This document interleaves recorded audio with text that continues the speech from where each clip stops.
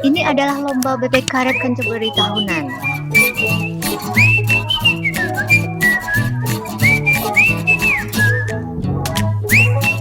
4.000 bebek kuning terapung di sungai.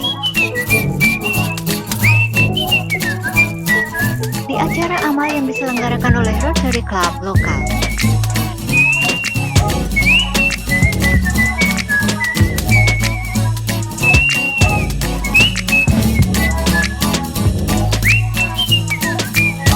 Setiap bebek disponsori seharga €1.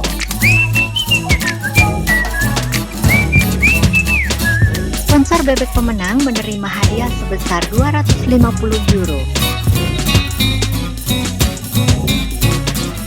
Uang yang terkumpul digunakan untuk tujuan amal baik lokal maupun internasional.